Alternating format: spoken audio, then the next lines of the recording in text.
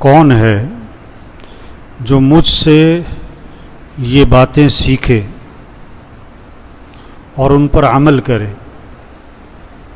یا ان کو سکھائے جو اس پر عمل کرے؟ اللہ کے نبی نے کیا فرمایا؟ کون ہے جو مجھ سے یہ باتیں سیکھے اور اس پر عمل کرے یا ان کو سکھائے جو اس پر عمل کریں؟ ایک طلب پیدا کی، کون ہے؟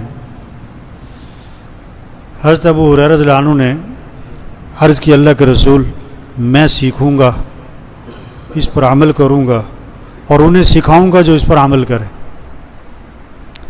تو آپ صلی اللہ علیہ وسلم نے میرا ہاتھ پکڑ لیا۔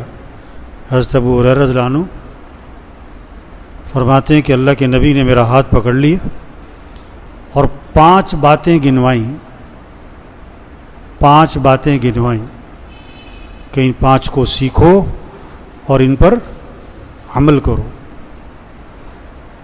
پہلی بات فرمائی، اتق المحارم تکن عبد الناس، حرام چیزوں سے بچ جاؤ،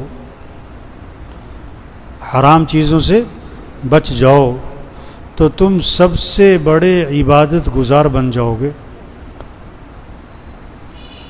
ہاں، آج ہمارے ذہنوں میں سب سے بڑا عبادت گزار کون ہے؟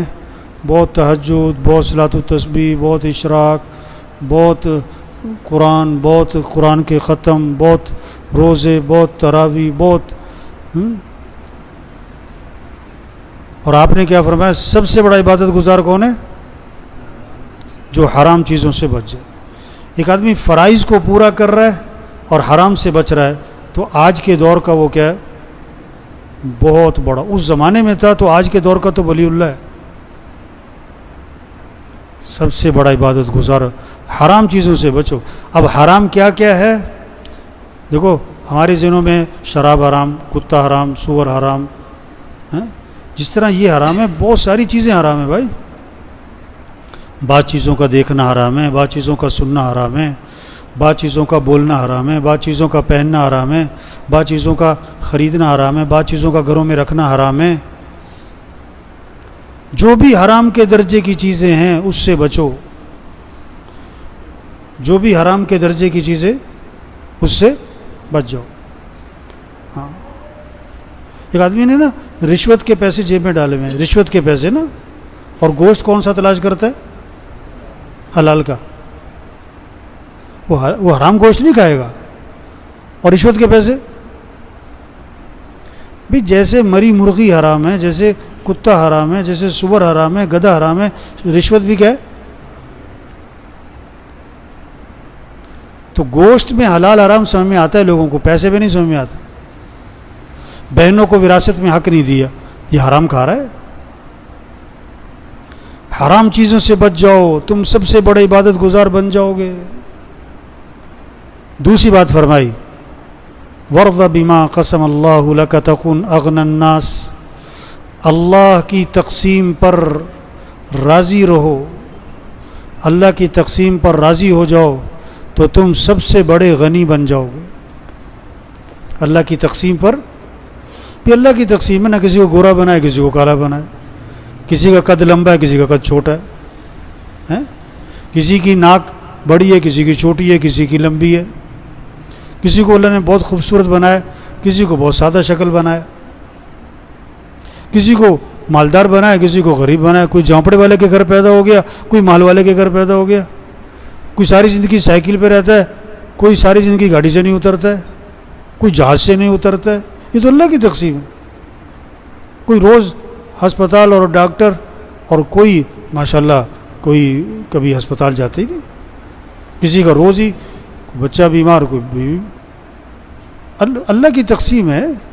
اب کسی کا بچہ معذور ہے، اب اس میں آدمی کیا کر سکتے؟ یہ اللہ کی طرف سے۔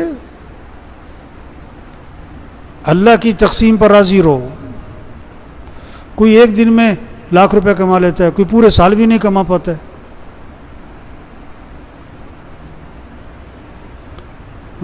کسی کو مزدور بنایا ہوا ہے، کسی کو ملک کا مالک بنایا ہوا ہے، کسی کو ملک کا چوکیدار بنایا ہوا ہے۔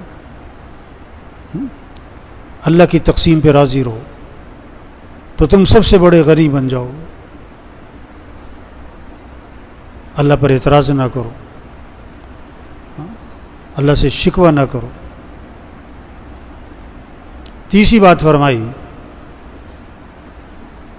احسن الی جارک تکن مؤمنا، کہ اپنے پڑوسی کے ساتھ اچھا سلوک کرنا تو تم کامل ایمان والے بن جاؤ گے.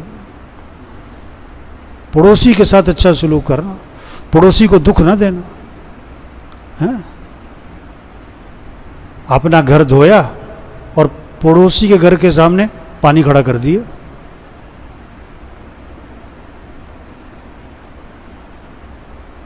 اپنے گھر کی صفائی کی اور کوڑا کہاں ڈال دیا؟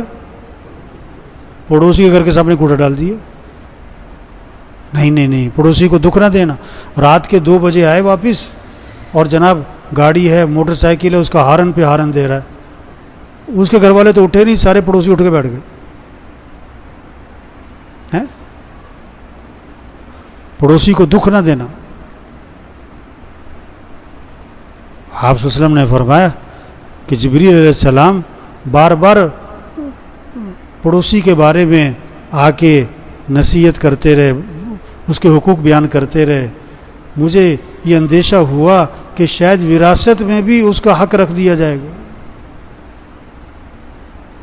پڑوسی کے ساتھ اچھا سلوک کرنا تو تم کامل ایمان والے بن جاؤ.